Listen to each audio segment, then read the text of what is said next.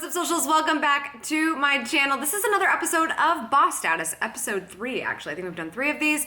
Sponsored by the wonderful people at Weber. They are such great teammates and partners of mine. I love them and I love email marketing, so their tool is thebomb.com. Check it out. Gotta mute my Apple Watch. That's a new thing in my life. Oh shoot, the wine refrigerator. That's also a new thing I have forgotten to turn off. Shh. I mean, does it need chilled right this second? Anyway, this series is all about getting to your boss status, which means ultimately how we connect with people and achieve those possibilities. This episode is inspired by the people who come to me and say, Amy, I don't have a network. Nobody listens to me. How am I supposed to bring views to YouTube or get retweets or get likes on my Instagram? Nobody knows who I am. I don't have a network. I feel your struggle.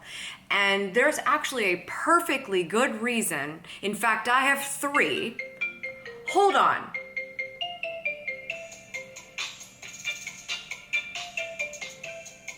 Did you see that coming? I don't think you did. Really? I muted the Apple Watch, but not the phone. Okay. I have 3 reasons why you are not known, why people don't know who you are. And I'm also going to talk to you about how you can work to get past that, but you might be allowing these excuses to keep you from getting to that point. So let's do this. This is why nobody knows who you are yet. Number 1, you always ask, but you don't ever give.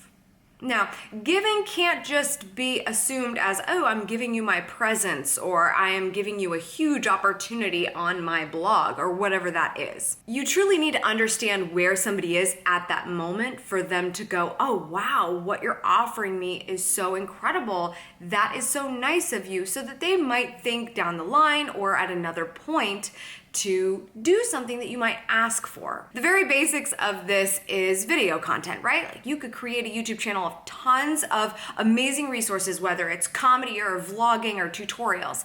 And maybe you could expect something in return, but if you do, you're going to fail very quickly. You have not necessarily earned a transaction just because you created a video and uploaded it.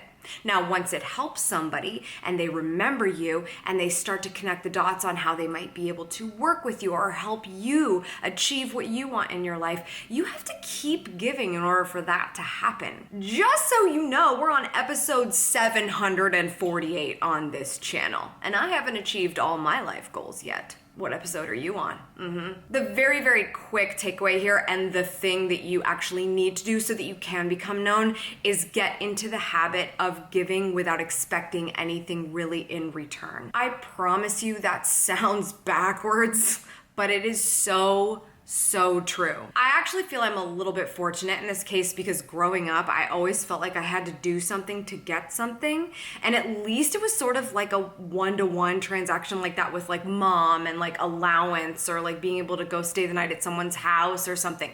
But I never just like asked to do it because I was like afraid that the answer would be no. But I thought if I could just like trick mom into like letting me go to Shonda's house, if I'm gonna do that, I should clean the toilets first. But I'm gonna ask if I can clean the toilets first. Watch, see? That's weird. Who does that? But I would do that, and then like a couple hours later, I'd be like, "Oh, mom, I was thinking about this, sleepover girl thing," and she'd be like, "Oh, cool, okay, that's fine." And I'm like, oh my God, it worked. So I feel like I kind of like had that ingrained in me. It's also why I have a hard time asking for help a lot of the time, because if I feel like I haven't done something to earn it, then there's just a fundamental issue in my head. That is truly what needs to be inside of you when you're actually thinking, how do I give? I knew the toilets needed to be cleaned, just because they always do when you've got kids in a house, period. So when you know where someone is at this point in time and the needs that they have, and you actually think about them as an individual and want to offer them something based on that, that goes so much further than trying to offer them something that they may not even realize matters to them whatsoever. And that's why I even talk about going as specific as possible with who your perfect viewer is in the book Vlog Like a Boss. Like, What is their name? What is their life like? So that every time you make a piece of content, they're thinking, oh my gosh, she made this just for me, even if there's thousands of people watching. So rather than always asking instead of giving first, give to your heart's content. Keep freaking giving so that you have the opportunity to ask. Highly recommend Gary Vaynerchuk's book, Jab, Jab, Jab, Right Hook. He nails it on this actual sort of mentality, in addition to showing you how to use social media properly at all. Phenomenal read. I did a video about that, you're probably aware. The number 2 reason for why people don't know who you are is because you expect tools to deliver something only humans can. Just because somebody built it with all of that money that Silicon Valley offered them doesn't mean that an audience is automatically going to be built in for you. Once you start a presence on a platform, just because everyone's saying it's popping off, just because everyone's saying it's the place to be, whether it's Instagram or Snapchat or Twitter or Facebook or anywhere else that's going to pop up in the near future or in the later future, it doesn't mean that you automatically get a bunch of people following you just because you put your amazing photo, video, or witty 140 character quip out there. It just doesn't. You have to do more work than that. Part of the reason why I'm so sad that Twitter seems to be failing according to everybody else, I personally think it's still very powerful if you know how to use it, is the fact that people don't know how to use it. They post things with a third-party platform so they don't actually have to spend time on it. It's so frustrating I can't even speak English words. Like, great. You filled in every single time slot for the entire 24-hour day so you could hit every single time zone with your blog post, but you don't actually use the thing to communicate. I mean, it drives me crazy. I actually feel withdrawal when I don't reply to tweets. As you probably know, if you've ever tweeted me at Schmittastic, I literally try to reply to almost everybody. Even if it's just like a heart, like a like, I've always used the fave button as a like because I'm like, I just want you to know I received this and I'm reading it and I hate typing. So I couldn't necessarily reply every time. I actually got to get really a lot better at the video replies on Twitter because that's way more up my alley. If you don't have a network, if people are not following you, if you don't have a full mentions feed to reply to and just like, first world influencer problems, I can't get to everybody. Go find them. They're out there. Twitter is a really great example of one that's 100% chronological and searchable by any word you can think of. You can search in geographical areas.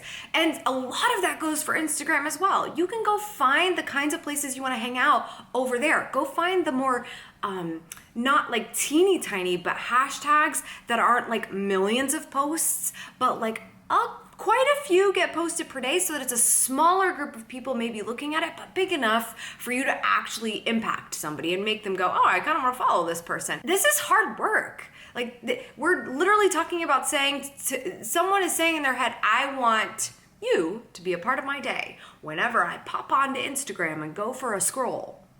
Oh my God, does anyone ever say that? I'm just going for a scroll. Oh my gosh, I need to tell Sarah to use that as a pun at some point. That is great. Just a scroll down memory lane. But my point is, what? Air conditioning? I exiled you. The main point here is that you need to join other conversations in order to be able to start your own. And you need to be a part of others' conversations more often than you start your own, no matter at what point you do have a network or don't. If I had not done this in the beginning, when I joined Twitter in whatever it was, I think 2009, you can check my profile, I don't know, it says it on there somewhere.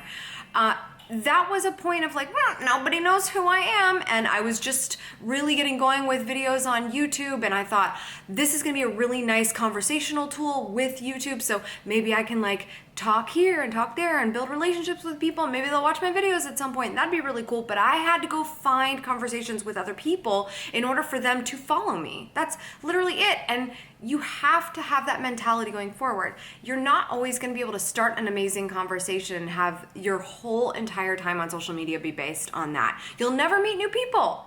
You have to get outside of that. So go find other conversations and join in. Upload your Instagram photo to some conversation that's already going on so that you can become a part of it. Just because the tools exist doesn't mean that they are going to gift you with attention.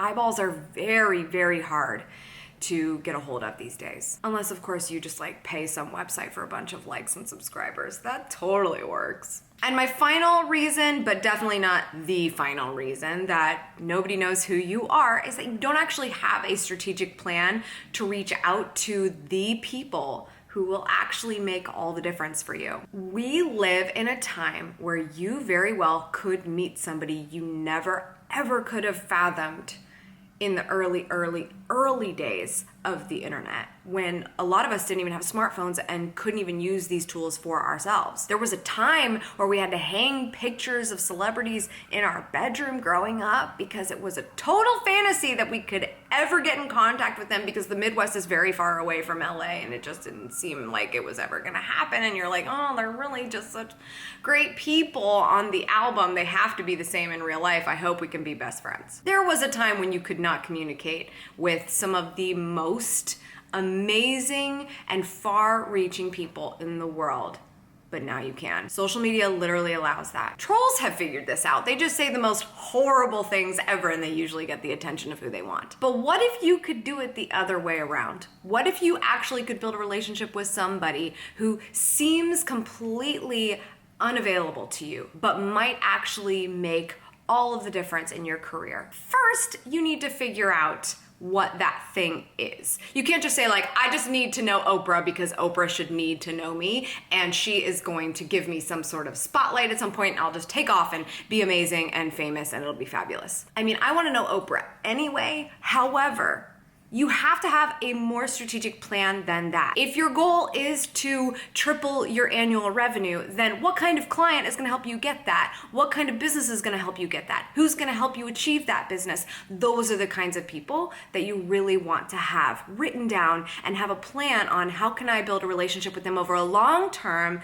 that's all about them, that's eventually gonna move the needle for me. But if I start now, I don't have to be impatient about it. Then you'll find that those people probably are not Oprah status. They're actually probably a little bit more accessible. And if you simply got outside of your little Twitter profile where nobody is replying to you and you actually made a plan to connect with them, you might be known. Make a list of those people and research them. Look up what their hobbies are. Look up what their interests are. How does their business work? What do they love to see happen and it makes them retweet it? What gets them excited? Think about how you can do something for them time and time again based on that information.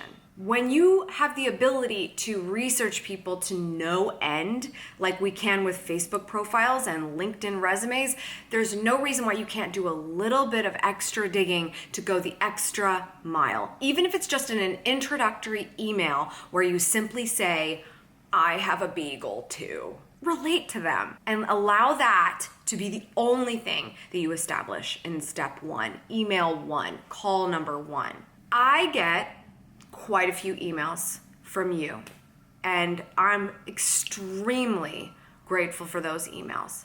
And I try to get back to as many as I can, although I am a lot better on Twitter. But I'm actually blown away by how many people watch these videos that could have emailed me or could have tweeted me and could have said, wow, I found this video and it changed everything, or I have another question about it, or please just allow me to have 5 minutes with you on Skype. I hate Skype, but 5 minutes is really hard to turn down. Now, I know I'm probably gonna get emails to this effect now, so you're really gonna have to try hard to stand out if you actually want that with me. But I'm willing to entertain that. I actually would like to start to talk to more people that are watching my videos on a regular basis so I can get more in touch with you, so I can get more familiar with what you need from me. But the fact that maybe you admire these videos and this channel and you are like, oh, I feel like she could be my best friend because she is hilarious, but you still haven't even reached out,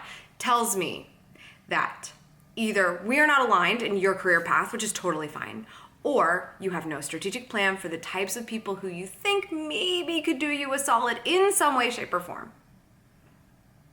I'm just here chilling, waiting to hear from you. It's literally what I do. Those are 3 reasons that you are not known yet, but I know that you are going to take steps to change that today.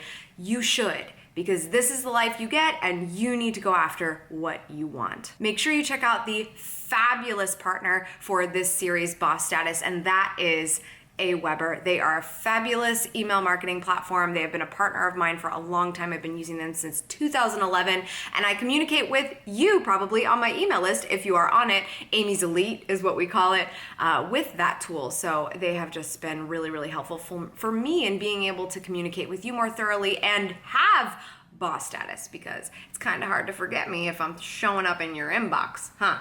Link to check them out 60 days for free is in the description. That's all for today's socials. Thank you so much for tuning in. I appreciate it as always. Make sure you subscribe for good vibes.